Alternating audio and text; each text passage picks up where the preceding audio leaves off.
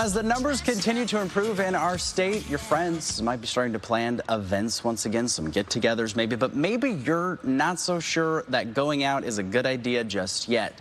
So this morning we're talking to Dr. Elizabeth Rice about how you can decline without jeopardizing your relationships and your friendships. Doctor, good morning. Thanks for joining us. Good morning. This is such an interesting topic because I think a lot of people might be dealing with something similar to this. Oh, absolutely. I had to decline a wedding earlier this summer myself. So let's talk about that because obviously, you know, we are seeing the numbers go down, which is in the right direction. But the CDC still is saying you shouldn't have groups larger than 10. But, you know, some folks, feel a little bit more safe doing larger gatherings, things like that. You mentioned the wedding. But what if you're really kind of not ready to go out and venture out into public or go to a restaurant or things like that? How do you decline your friends when they say, come on, let's go do something? Exactly. I think being transparent and honest about the situation is really helpful, and keep the explanation very simple. Don't dwell on an apology or begin repeating yourself for your reasons why. What you can do is instead focus the conversation on their big day or whatever event it is and ask them what they're most excited about and looking forward to. And I think being genuinely interested in asking about this will go a long way in preserving the relationship. And you mentioned something, but it's so important to be honest and be upfront with people too, right? Absolutely. Transparency is best.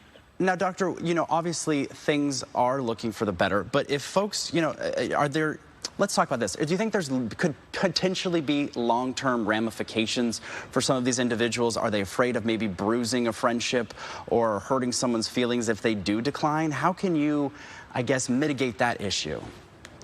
Absolutely. And I think especially if these are family or really close friends that you need to decline their invitation, I think some feelings can be hurt.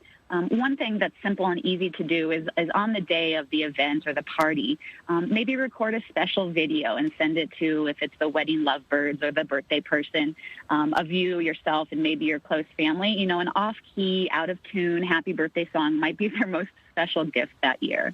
Now, a lot of people might feel kind of ostracized, too, out of their friend group or something like that if you are declining to go, to some other gatherings. Is there a way to kind of maybe mitigate that as well and say, well, can we do, just you and I go on the patio and get drinks or something like that?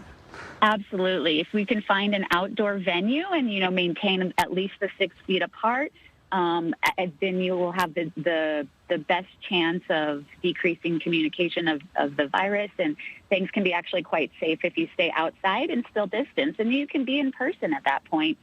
Maybe when our weather cools off, you'll have more opportunity to do something like that. I was just going to say, the weather hasn't been, very helpful here in our state to be able to do that, but hopefully in the coming months we'll be able to do stuff like that. Doctor, are you kind of seeing this as an issue, kind of something new that's kind of arising, this kind of, fear of, missing out on things like this and hurting people's feelings? I am seeing a great increase in anxiety and depression in my patients, and a lot of it is stemming from social isolation.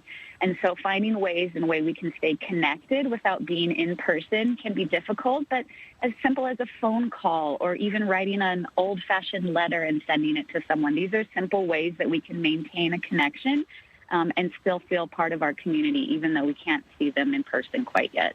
It's so crazy that this pandemic has really brought out different things in a lot of different people, but we appreciate you, Dr. Elizabeth Rice, joining us this morning to kind of break this down, because this is interesting, and I only see, other issues maybe arising from this. So we appreciate your perspective on this morning. Thank you so much, Ty. Stay safe. You as well. Thank you.